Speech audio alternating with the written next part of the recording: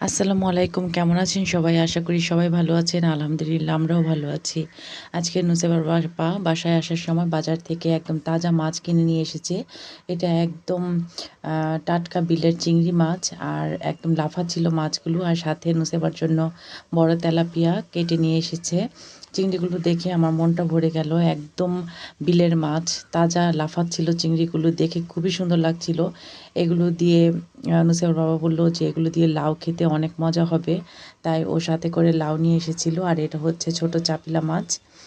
এটাও নদীর মাছ, একদম তাজা ছিল মাছগুলো।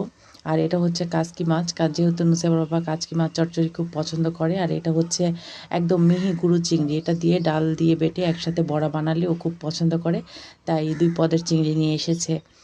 আর সাথে এনেছে আজকে বোত্তা শাক। এটাকে আপনারা কী নামে ডাকেন কমেন্টে অবশ্যই জানাবেন। আমরা বোত্তার শাক ডাকি। বোত্তা শাকের সাথে সাথে বিচিওয়ালা সিম একসাথে ভাজি করলে খুবই মজা লাগে। শাক আর বিচিওয়ালা সিম দিয়ে ভাজি করলে এটা স্বাদ অসাধারণভাবে বেড়ে যায়। আর নিয়ে এসেছে পুঁই শাক, যেহেতু ছোটো চিংড়ি মাছ এনেছে, বলছে কালকে পুঁই শাক দিয়ে চিংড়ি মাছ রান্না করো। তো আমি এখন মাছগুলোকে সুন্দর করে একটা সাইডে করে রাখবো। আর এই বোত্তা শাকগুলো আমি সুন্দর করে বেছে নিয়েছি। সুন্দর করে বেছে নেওয়ার পরে ওদিকে আম্মা চিংড়ি মাছগুলো বেছে নিচ্ছিল। বললো যে একসাথে একটু কষ্ট করে বেছে রাখি, তাহলে পরে রান্না করতে সুবিধা হবে। তো ওদিকে যখন আম্মা চিংড়ি মাছ বাছছিল, আমি শাকগুলো সব বেছে দিয়েছিলাম। চিংড়ি মাছগুলো খুবই সুন্দর ছিল, দেখতে খুবই ভালো লাগছিল। আমি শুধু মাছগুলোর দিকে তাকিয়েছিলাম। অনেক দিন এমন তাজা চিংড়ি দেখা হয় না।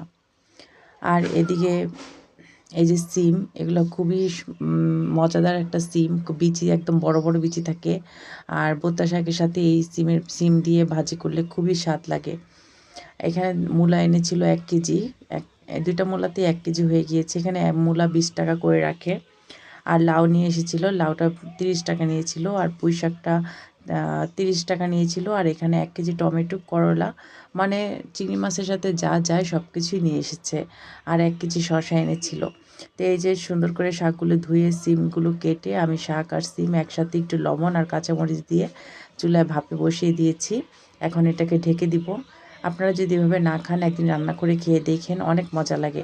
আর তেলাপিয়া মাছগুলোকে সুন্দর করে আম্মা ধুয়ে দিয়েছে। এখন এটাকে আমি হলুদ মরিচ লবণ দিয়ে মাখিয়ে নিয়েছি। নুসেবার এই তেলাপিয়া মাছটা খুবই পছন্দ, তাই এটাকে আজকে ফুলকপি আলু দিয়ে রান্না করব। আর শাকগুলো যখন একদম সিদ্ধ হয়ে গেছে, তখন এটাকে পানিটা শুকিয়ে নিয়ে আমি এটাকে তেলে বাগার দিব। এই সিম আর শাক একসাথে ভাজি করলে খুবই মজা লাগে। এখন এটার মধ্যে আমি পেঁয়াজ, রসুন দিয়ে দিয়েছি, আর পরিমাণ মতো অল্প একটু তেল দিয়েছি, আর শুকনো মরিচ কুচি দিব। শাকের মধ্যে শুকনো মরিচ কুচি দিলেই কেন যেন আমার কাছে ভালো লাগে। কাঁচামরিচও দিই, তবে শুকনো মরিচটাও দিই একসাথে। এখন আম্মা এটাকে সুন্দর করে ভাজা ভাজা করে নিবে। যতক্ষণ একদম বাদামি রং না হবে ততক্ষণ এটাকে ভাজা ভাজা করবে। এই যে বাদামি রং হয়ে গেছে, এখন এটার মধ্যে শাকগুলো দিয়ে দিবে। আসলে আমার মার হাতের রান্নাগুলো খুবই মজার হয়, আর আমি আমার মার কাছ থেকেই সমস্ত রান্না শিখেছি। মা যেন কীভাবে রান্না করে, অল্প তেল, অল্প সব কিছু দিয়েই কিন্তু রান্নাটা খুবই টেস্টি হয়। বিশেষ করে আমার মার হাতের ছোটো মাছ, গরুর মাংস, দেশি মুরগি, হাঁস, শাক, শুটকি, এই খাবারগুলো বেশি মজা হয়। প্রত্যেকের কাছেই প্রত্যেকের মায়ের হাতের খাবার সবচেয়ে পছন্দের হয়। আমার কাছে আমার মায়ের হাতের রান্না সবচেয়ে পছন্দের। এই যে ফুলকপি ছোট ছোট করে কেটে আলু ছোট ছোট করে নিয়েছি। নুসেবার তো আলু না হলে হয়ই না, ওর আলু অনেক পছন্দের। সাথে ফুলকপি দিয়ে আলু দিয়ে এই যে মাছটা রান্না করা হয়ে গেছে। এটা যখন রান্না করা হয়েছে তখন খুবই সুন্দর একটা ঘ্রাণ আসছিল ফুলকপির। এখনকার দিনে ফুলকপিগুলো ভালোই লাগে। ছোট ছোট ফুলকপিগুলো রান্না করলে খুবই সুন্দর একটা ঘ্রাণ আসে। এখন এটার মধ্যে বেশি করে ধনেপাতা দিয়ে হালকা একটু রাখার পরেই এটাকে সুন্দর করে নামিয়ে নিব। রান্নাটা খুবই মজা হয়েছিল, খেয়েও অনেক স্বাদ পেয়েছি। আজকে আমাদের দুপুরে রান্নায় থাকছে ফুলকপি আলু দিয়ে তেলাপিয়া মাছ, সাথে থাকছে গরম ভাত, তারপর এখানে 2-3 টুকরা মাছ দিয়ে মাছের তেল ছিল, সেটাকে ভুনা করা হয়েছে, আর ছিল বোত্তা শাক। তো সব কিছু রেডি করে এখন নুসেবার বাবা চলে এসেছে। নুসেবার বাবার সামনে দিয়েছি, ও গোসল করে দুপুরবেলা এখন ওর ক্ষুধা লেগেছে, ভাত খেতে বসেছে। এখানে আসার পরে ভাতের চালটা নিয়ে একটু সমস্যা হয়েছে। আমরা যে এই কাটারি ভোগ নাজির খাই, সেটা এখানে পাওয়া যায় না, অনেক কষ্টে খুঁজে পাওয়া গেছে।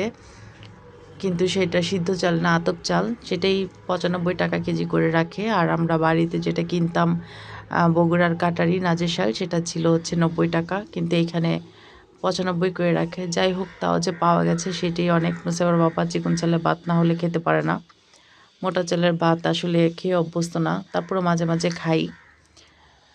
এই চালটা হলে ও বলে যে চিকন চালের ভাত সব কিছুর সাথেই মজা লাগে। আর মোটা চালটা বেশিরভাগ আমরা খিচুড়ির জন্য রান্না করি। তো নুসেবার বাবা বলতেছে হ্যাঁ আসলে খাবারটা খুব টেস্ট হয়েছে। তো ওর সাথে কথা বলতে বলতেই দুপুরে খাবারটাও খাচ্ছে, আমি ওকে বেড়ে বেড়ে দিচ্ছিলাম। তো মাছের কথাই বলতেছে যে এখানে প্রতিদিন ভালো মাছ পাওয়া না গেলেও সপ্তাহে অন্তত 2-3 দিন পাওয়া যায়। মাছওয়ালা ভাইকে বলে রাখতে হয় যে দেশি মাছ আনলে আমাদেরকে ফোন করবেন। তো নাম্বার নিয়ে নিয়েছে, দেশি মাছ আনলে ফোন দেয়, তখন ওর বাবা যেয়ে নিয়ে আসে। আর প্রতি বুধবার হাটবারে সামুদ্রিক মাছ পাওয়া যায় বেশি, সামুদ্রিক শুটকি, পাহাড়ি শাকসবজি সবই পাওয়া যায়। তো দুপুরবেলা সব কিছু দিয়ে খাওয়া দাওয়া শেষ করে এখন নুসেবাকে ঘুম পাড়াবো। ওকে আমি দুপুরবেলায় গোসল করে খাইয়ে দিয়েছি, এখন 2টা বাজে।